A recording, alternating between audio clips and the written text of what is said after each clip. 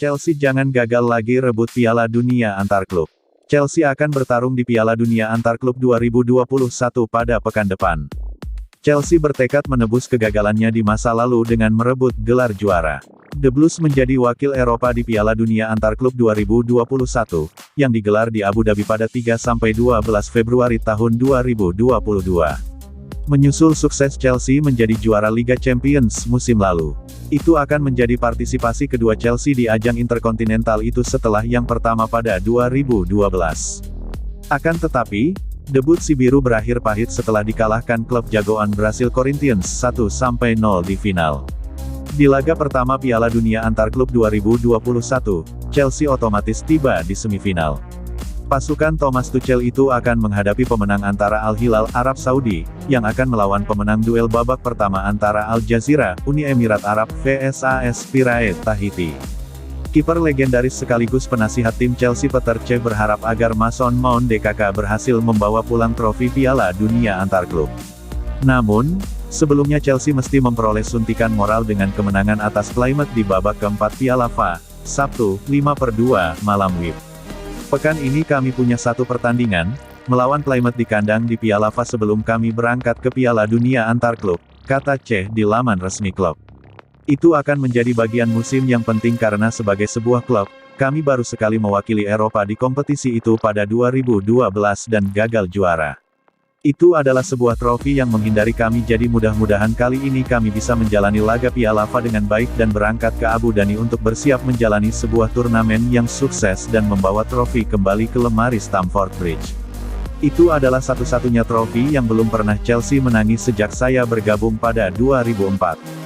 Jadi mudah-mudahan kami bisa melengkapi koleksi piala kami, ucap Cech.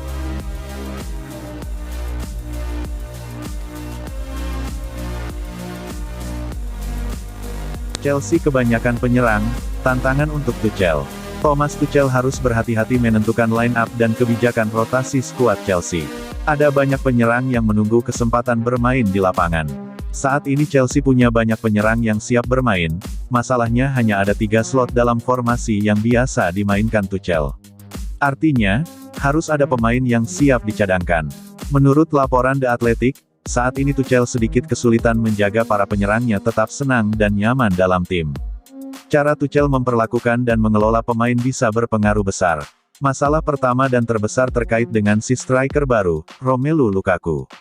Bahkan beberapa bulan lalu Lukaku pernah membuat masalah dengan komentar kontroversial di media. Lukaku tampaknya tidak cocok dengan gaya main yang dipilih Tuchel. Dia kesulitan dan tidak bisa memaksimalkan potensinya sebagai striker pencetak gol. Kini, muncul kabar bahwa Lukaku bukan satu-satunya pemain yang tidak puas dengan persaingan lini serang Chelsea. Situasi cukup sulit, mungkin ada beberapa pemain yang ingin pergi. Tumpukan pemain Chelsea dimulai dari era Frank Lampard. Saat itu, dalam satu-satunya kesempatan bursa transfer, Lampard merekrut banyak penyerang seperti Kai Havertz, Hakim Ziyech, dan Timo Werner. Selanjutnya, Tuchel juga mewujudkan satu-satunya pembelian permanen sebagai pelatih Chelsea. Dia memulangkan Lukaku ke Stamford Bridge dengan harga tinggi. Belum cukup, Chelsea juga masih punya Christian Pulisic, Mason Mount, dan Callum Hudson-Odoi.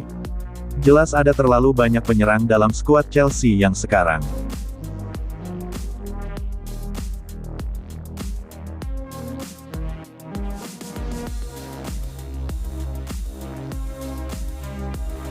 Pesan penting Antonio Rudiger untuk fans Chelsea di tengah rumor transfer Real Madrid dan Juventus.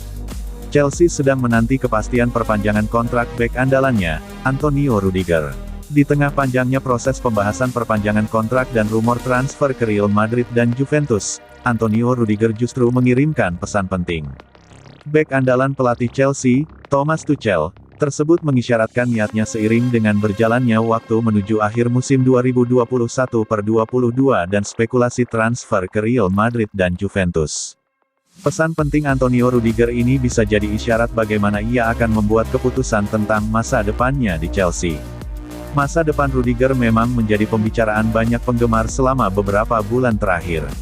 Pemain Jerman itu menjadi salah satu bek yang masih bisa keluar dari pintu Chelsea dengan status bebas transfer jika tuntutan kontraknya tidak dipenuhi.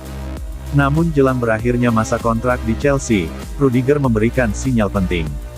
Ketika spekulasi transfer ke Real Madrid dan Juventus semakin santer, ia memposting kompilasi penampilan terbaiknya di akun Instagram @TonyRudiger, dengan judul, "Hustle," untuk menunjukkan kepada orang-orang di mana fokusnya saat ini.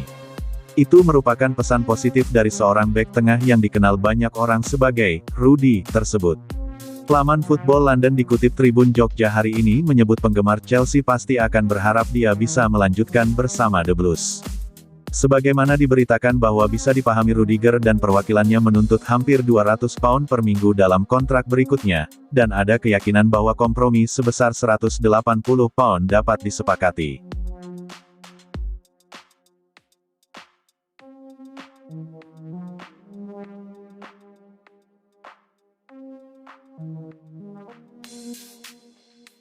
Dulu kesulitan, keadaan Saul Niguez di Chelsea sekarang sudah lebih baik.